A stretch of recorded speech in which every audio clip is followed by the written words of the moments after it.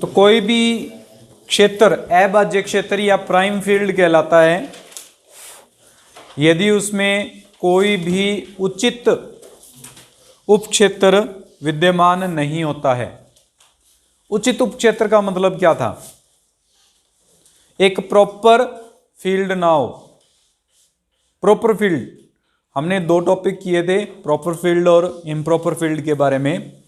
Improper field तो दो होते हैं हमारे पास, एक जीरो और एक हमारे पास इटसेल्फ, खुद जो होता है, वो दोनों हमारे पास इम्प्रॉपर, तुच्छ या फिर हम कह सकते हैं विषम क्षेत्र कहलाते हैं।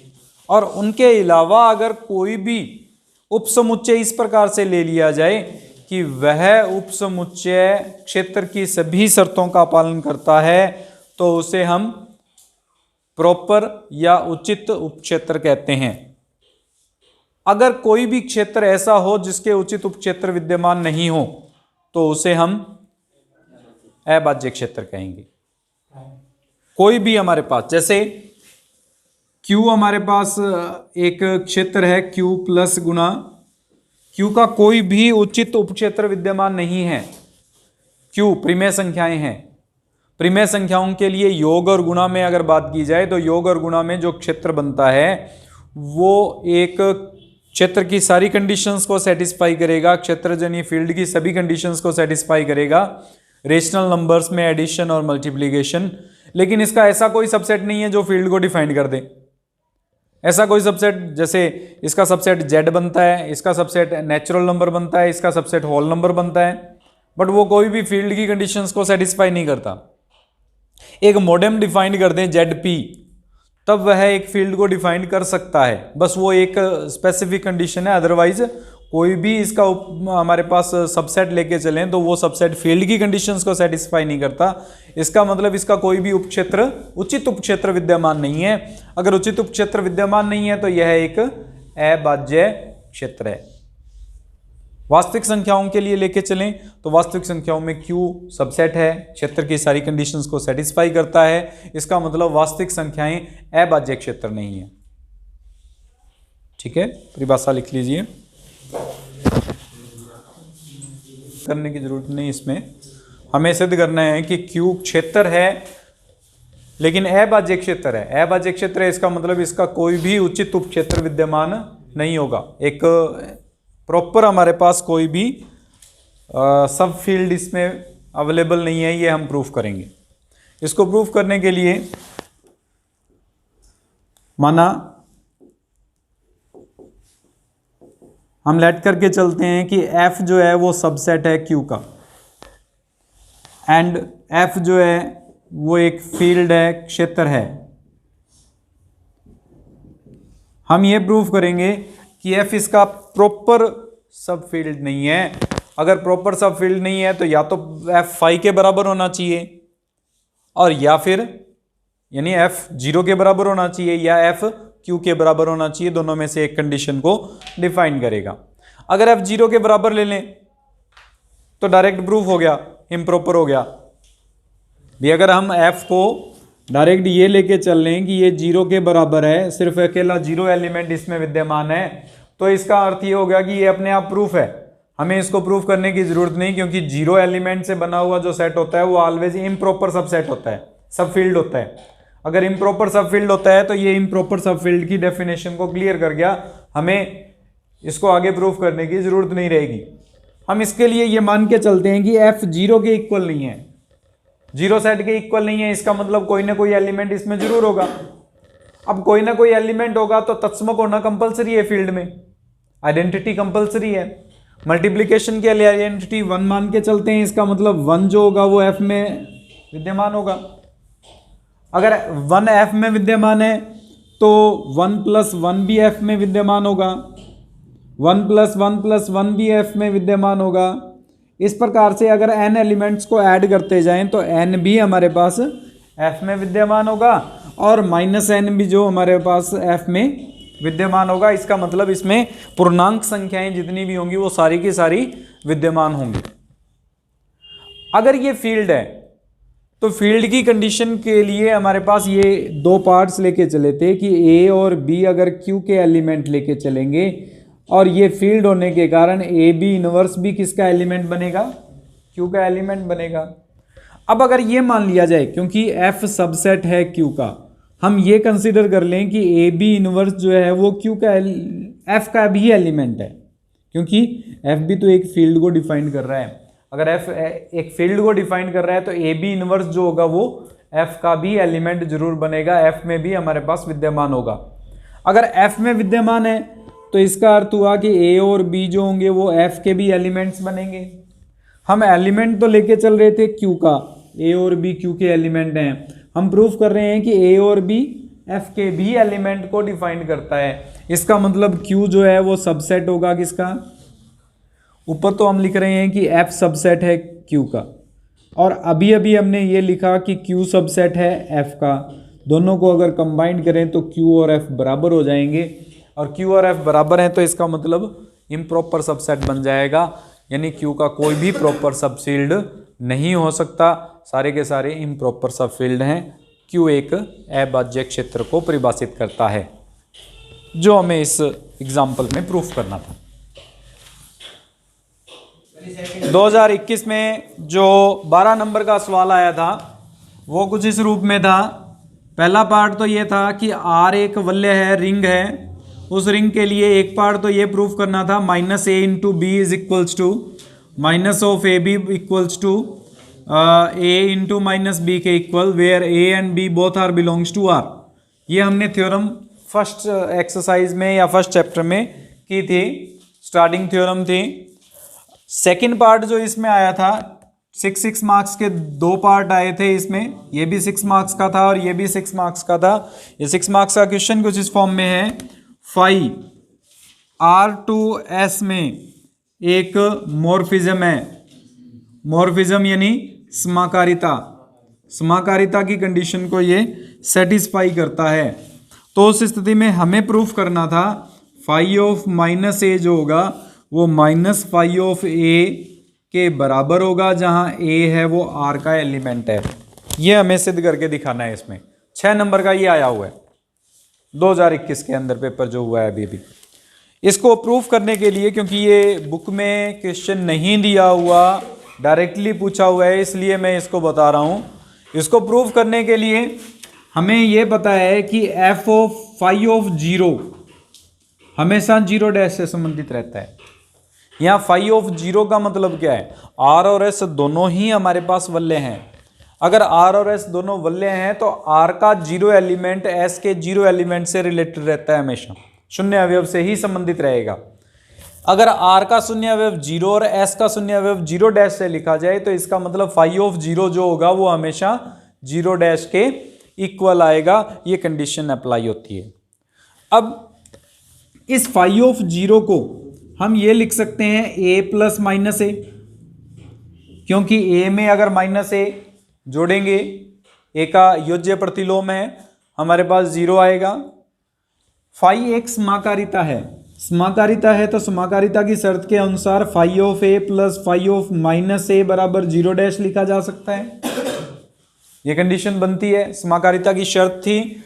अगर F of A plus B है तो उसको F of A plus F of B के रूप में लिख सकते हैं, और F of A into B होता तो उसको F of A into F of B के रूप में लिख सकते हैं, अगर वह समाकारी है। यहाँ पे ये ऊपर वाला नियम लगा रहे हैं, phi of A plus minus a था, उसको phi of A plus phi of minus a के रूप में लिख सकते हैं। किन्हीं दो पार्ट का जो सम है वो जीरो डैश के इक्वल तभी आ सकता है जब एक पार्ट का योज्य प्रतिलोम एडिटिव इनवर्स सेकंड पार्ट बने। अगर एक पार्ट का एडिटिव इनवर्स सेकंड पार्ट बनेगा तो हम ये लिखेंगे कि फाई ऑफ माइनस ए जो होगा वो माइनस फाई ऑफ ए के इक्वल होगा, जो हमें प्रूफ करना था। ये 6 मार्क्स का पार्ट था, 6 मार्क्स का फर्स्ट पार्ट था जो थ्योरम में करवा चुका हूँ, बिल्कुल सिंपल सा, यानी 12 मार्क्स का सिर्फ एक पेज का ये क्वेश्चन आया हुआ था। इसमें हमें दिया हुआ है second B exercise, question number 2 कर रहे हैं। दो वलय दिए हुए हैं, दो रिंग दिए हुए हैं आर एंड आर डैश, जो एक दूसरे के आइसोमॉर्फिक हैं। हमें यह प्रूफ करना है कि आर अगर कम्यूटेटिव है तो आर डैश भी कम्यूटेटिव है। आर से आर डैश में अगर तुल्यकारी है तो इसका मतलब एक फलन एफ डिफाइंड होगा जो आर टू आर डैश में डिफाइंड होगा।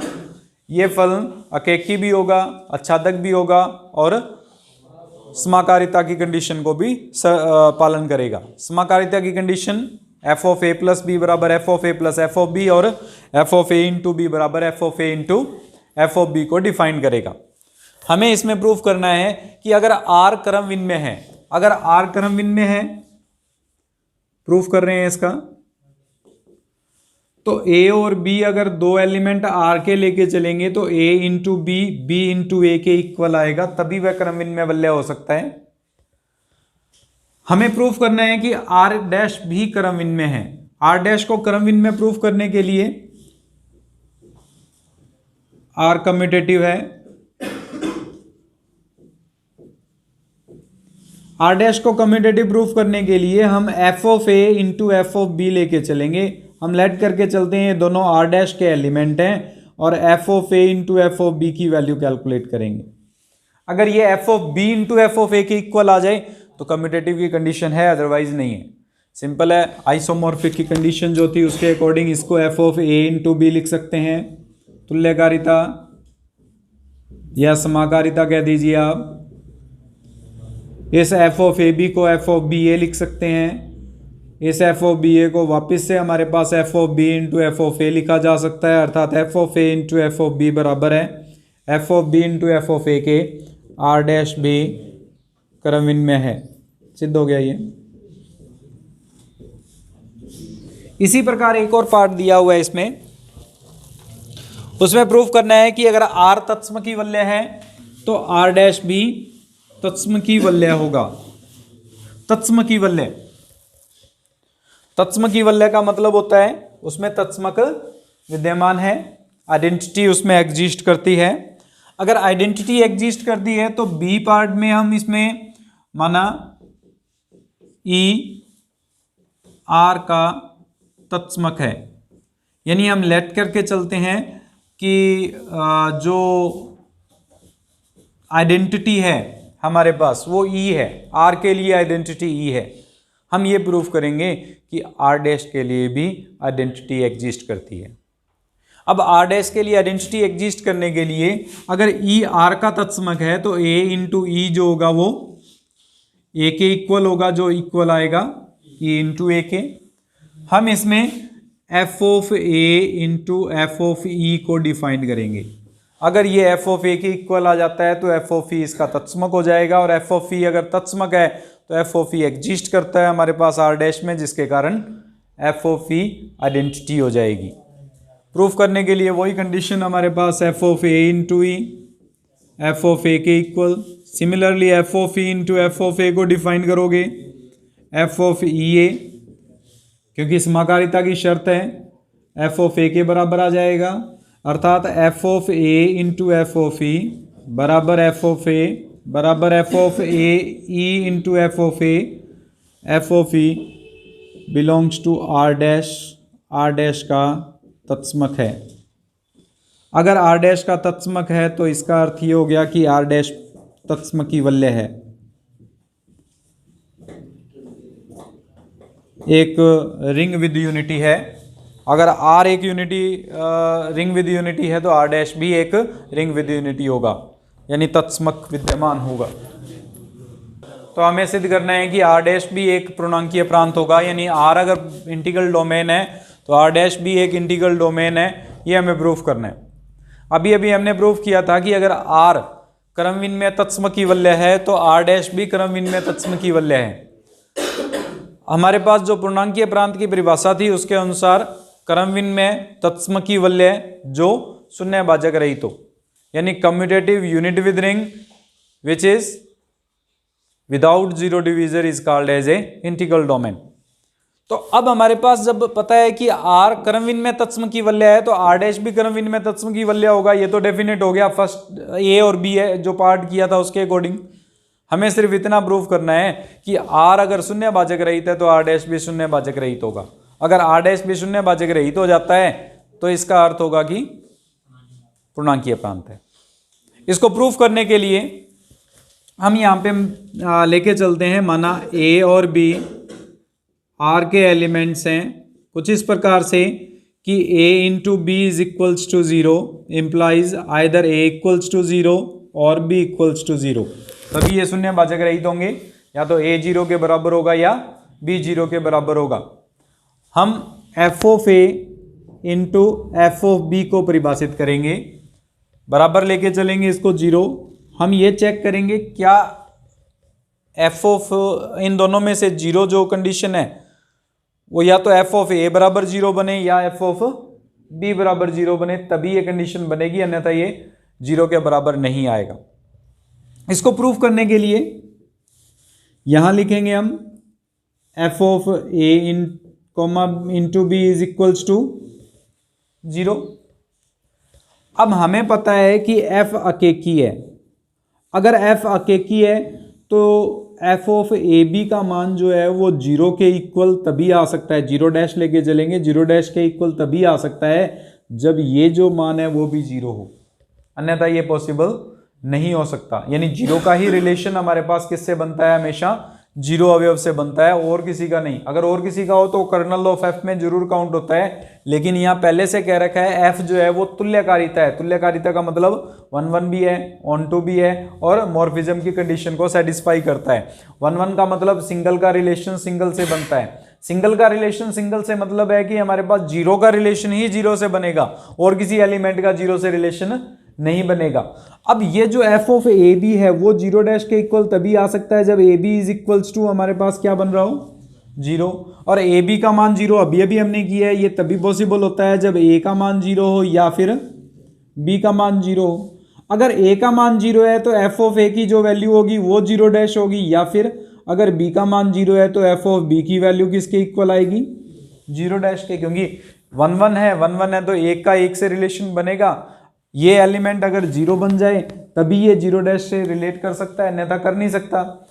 F of A into F of B is equals to 0 dash लिया था, हम प्रूफ कर रहे हैं कि एफ ऑफ ए 0 डैश के इक्वल है या एफ ऑफ बी 0 डैश के इक्वल है। इसका मतलब एस जो आर डैश जो है वो शून्यवाचक रहित है, और अगर ये शून्यवाचक रहित है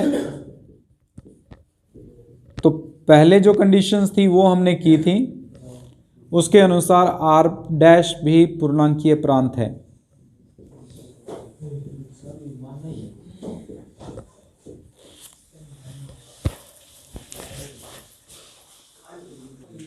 आर एक क्षेत्र है, हमें इस प्रूफ करना है, आर डैश भी एक क्षेत्र है। क्षेत्र की कंडीशन के अनुसार क्रमविन में तत्सम की वल्य है। अगर आर क्रमविन में तत्सम की वल्य है तो आर डैश भी क्रमविन में तत्सम की वल्य होगा, ये हम प्रूफ कर चुके हैं। अभी हमें सिर्फ इतना प्रूफ करना है कि आर में शून्येतर अवयव यानी ए अगर 0 के इक्वल नहीं है तो ए इनवर्स जो होगा वो एग्जिस्ट करता है, जो आइडेंटिटी के इक्वल है, और ए इनवर्स आर का भी एलिमेंट है। हमें ये प्रूफ करना है कि आर डैश में भी शून्येतर अवयव का प्रतिलोम विद्यमान है। शून्येतर अवयव का प्रतिलोम विद्यमान है। अगर ए 0 के इक्वल नहीं है तो एफ ऑफ ए भी हमारे पास 0 डैश के इक्वल नहीं होगा। हमें ये प्रूफ करना होगा कि एफ ऑफ ए का भी इनवर्स एग्जिस्ट करता है। एफ ऑफ ए का इनवर्स एग्जिस्ट करता है, इसको प्रूफ करने के लिए F of A into F of a inverse को डिफाइन करते हैं। दो पार्ट ले लिया हमने, दोनों का मल्टीप्लिकेशन सॉल्व करेंगे हम। अगर दोनों का मल्टीप्लिकेशन सॉल्व करेंगे, एफ मॉर्फिज्म है तो इसकी कंडीशन के according A into A inverse के फॉर्म में लिखा जा सकता है। अगर ए इंटू ए इनवर्स लिखेंगे तो ये एफ ऑफ ई के इक्वल आएगा। एफ ऑफ ई डैश को रिलेट करेगा, क्योंकि तत्समक का संबंध तत्समक से होगा, शून्य का संबंध शून्य से होगा। 1-1 एंड ऑन टू है, 1-1 ऑन टू के कारण सिर्फ एक का रिलेशन एक से बनेगा। एवरी एलिमेंट जो आइडेंटिटी एलिमेंट है वो आइडेंटिटी से, और जो 0 एलिमेंट है वो 0 से ही रिलेट होगा और किसी एलिमेंट से रिलेट नहीं करेगा। तो एफ ऑफ ई जो है वो ई डैश के इक्वल आएगा। कुछ इसी फॉर्म में f of a inverse into F of a को डिफाइन करेंगे तो वो भी ई डैश के इक्वल आएगी। इसका मतलब f of a inverse is equals to e dash is equals to f of a inverse into F of a को डिफाइन कर रहा है। एफ ऑफ ए 0 नहीं है और 2 का मल्टीप्लीकेशन ई डैश के इक्वल सिर्फ उसी कंडीशन में आ सकता है तत्समक के बराबर, जब एक दूसरे का प्रतिलोम हो, अर्थात एफ ऑफ ए का जो इन्वर्स है वो एफ ऑफ ए इन्वर्स होगा जो आर डैश में एग्जिस्ट करता है, आर डैश क्षेत्र है। अब थ्योरम इस तरह से आए, कोई कंपलसरी नहीं है। थ्योरम जो है वो डायरेक्ट ये भी आ सकती है कि f R and R dash तुल्यकारी हैं, तो सिद्ध कीजिए कि अगर आर एक क्षेत्र है तो आर डैश भी क्षेत्र होगा। ये थ्योरम के रूप में आ सकता है। अगर ये थ्योरम आ जाती है तो आपको A and B part show करना पड़ेगा, यानी क्रमविन में तत्समकी वलय, आर क्रमविन में तत्समकी है तो आर डैश भी क्रमविन में तत्समकी है। आइडेंटिटी और जो हमारे पास unit identity and commutative ring proof करना पड़ेगा आपको। उसके बाद में ये प्रूफ करेंगे तब जाके आर डैश को क्षेत्र सिद्ध किया जा सकता है। ये कोई ज़रूरी नहीं है कि पूरी की पूरा क्वेश्चन इसी के अकॉर्डिंग आ जाए।